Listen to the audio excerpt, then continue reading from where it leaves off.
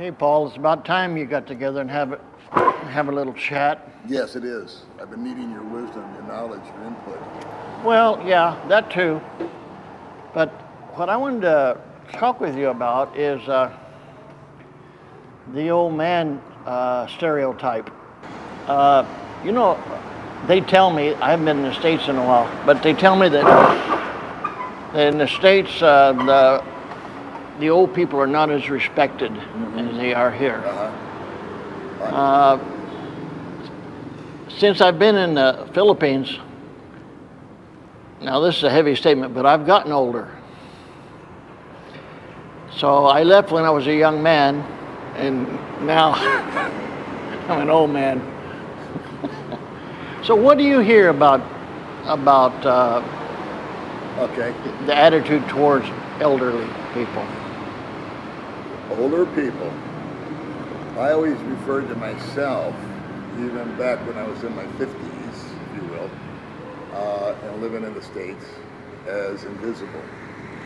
People would walk by, and it was just like I was just another face in the crowd, as opposed to here, where you're not. Yeah, for sure. You are. People here will acknowledge you and smile at you. Yeah. I'm not talking about women or anything. It's just No, little kids, right. police Right. officers, Yes. all walks of life. Yes. Okay, is at least there's the proverbial nod and a smile, and a response. I think it's gotten to a point now where there's a real level of disrespect. I'll speak for America, not Britain, not Australia, not from there, I've never been there. But there's a level of disrespect just across the boards on almost all age categories for all kinds of people. Yeah. And I think that elderly people, older people, are not only are we disrespected to some degree, but I think we're thought of as disposable, sort of in the way, taking up space. Just using resources. We're not producing anything anymore. Right. We're in many cases we're not paying taxes because we're drawing now our pensions or our Social Security. Right. When we're at the mall or when we're at the store, we walk slow and we have a hard time reaching things, and we get befuddled. And, you know, you get behind the proverbial little old man or lady at the checkout counter, and they're searching for their stuff, and they can't remember. And I've done that. Me too. I'm not saying them. I'm talking about you and me. Right. We get up there, and it's like, you know, what did I do with that? And did I remember this? And there's a 30-year-old person standing behind you. And, come on, Grandpa, move it along. Let's get going, you know. Well, they don't say it, but they think it. And I don't know. It's just sort of a sad state of affairs where, again, referring to the States, I've thought about you moving from here. And I know your ultimate destination is Mexico. Right. But you're going to be in America for a while. For a while. You're going to be seeing your kids and staying with them, so let's call it 30 days or whatever. Right. I'm fascinated to hear your feedback. Me too. While you're there. Yeah. You know, either via you doing a video about it or us just having a conversation. Right. And it just seems like they're just putting up with us. Yeah. You know, I'm very curious about that myself. And kids put their folks in homes.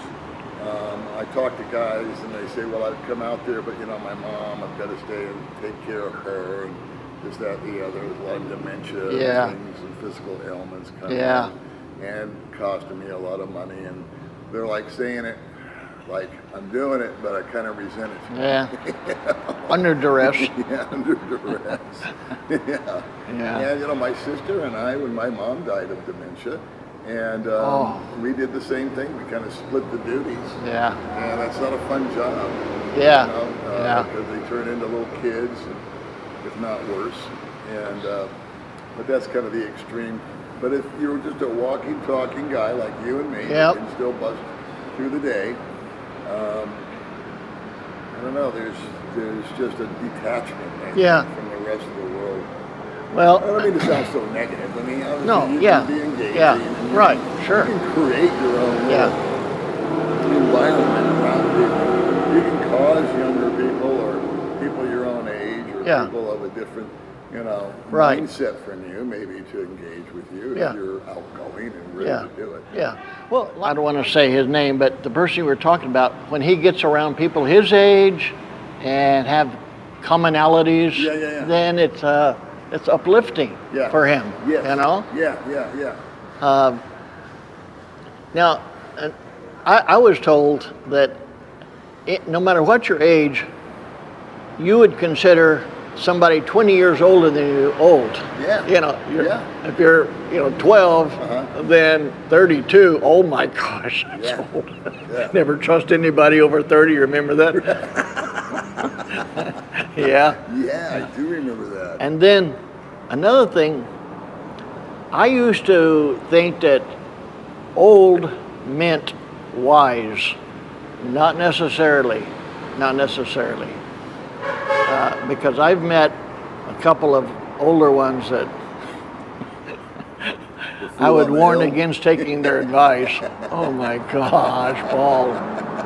So old could be wise, but not necessarily. I think I was telling you earlier, knowledge, experience, wisdom. Correct.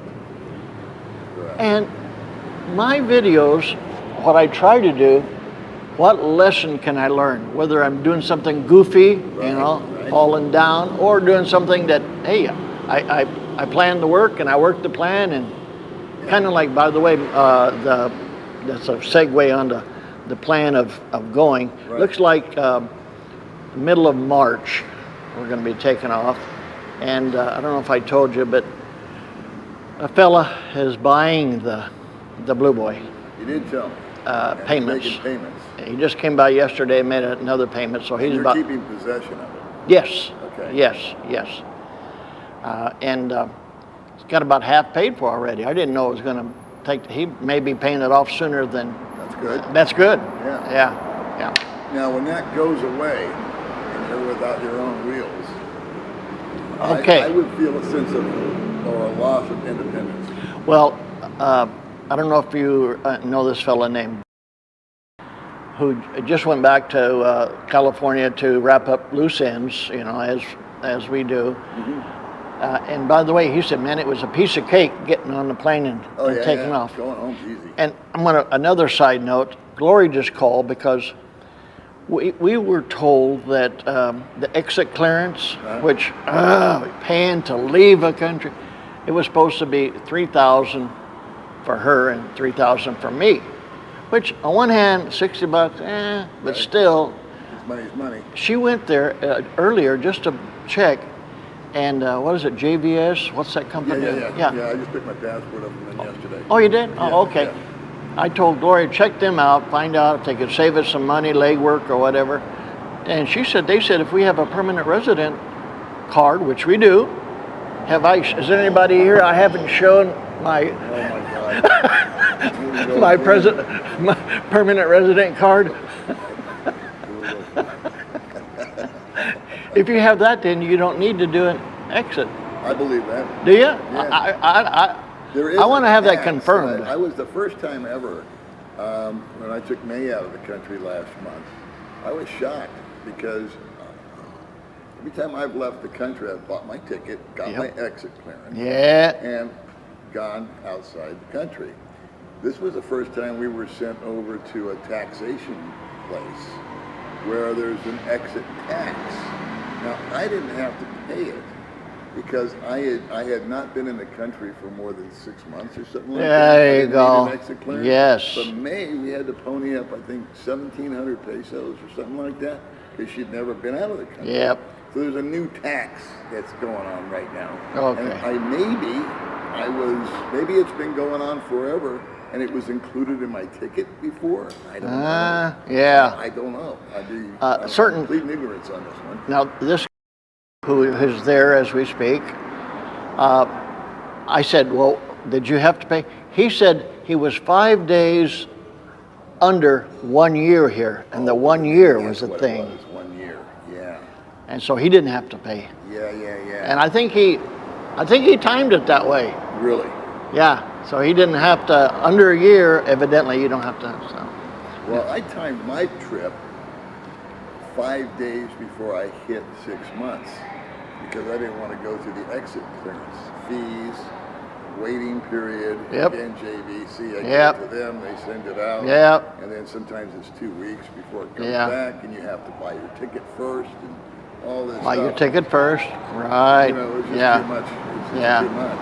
Yeah. So it's easier on my life just to buy a ticket with May, without May, just bug out of the country. Yeah.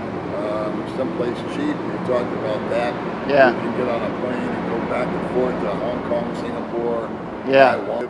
Hell, you can go there, spend one night in a hotel, look around, say, okay, I've been to Taiwan, get back on a plane, come back. There you go. And that's basically the price of all this other stuff we're talking about. I know. I know. Yeah. Yeah, but back to the old guy deal, the old woman deal, is I think it's just a sad state of affairs, and people are living longer. And, that's a good point. I was watching my buddy Norm Macdonald, which you know I like, is one of my favorite comedians, and he used to have a big time gambling habit. Oh. And it was interesting because it coincides with what you're talking about. He was speaking seriously for about 3 minutes on his little podcast, and he was talking about his gambling habit, and he said he knew odds makers. And so the odds makers are like the casinos, they're always right. They figure the odds. Or they're like insurance companies with actually right. out the odds, what's going to happen. Do you know that if you reach the age of 70, the odds are you're going to reach the age of 80? Really? Yes. And then if you reach the age of 80, the odds are in your favor to reach 90.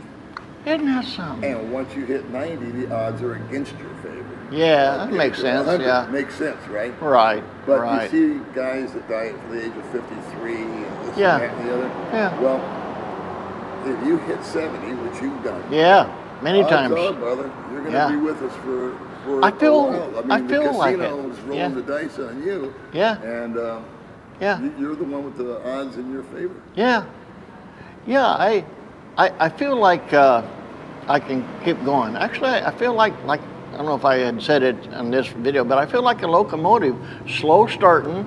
Oh man, I was ignorant big time when I was a young man. Always trying to make shortcuts and find loopholes and just trying to get away with stuff, you know? Yeah.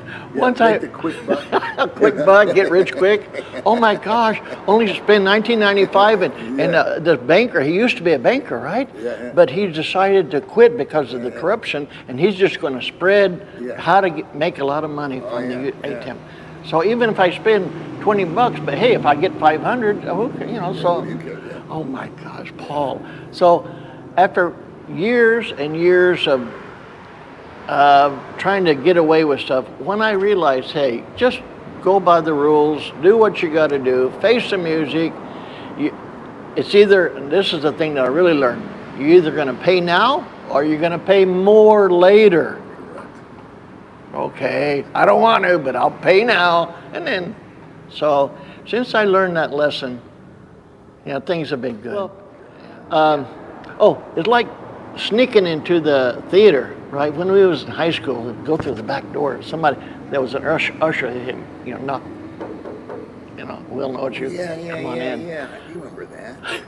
I did that. Did you? Yeah. But you know, sitting there, you can't really enjoy the movie because, you know, maybe the usher or somebody will come to see your ticket, please. Yeah. So, you know, and the guy that's sitting next to me that paid, he's just enjoying the movie. Here I am, you know, trying to. It doesn't feel right. No. Yeah.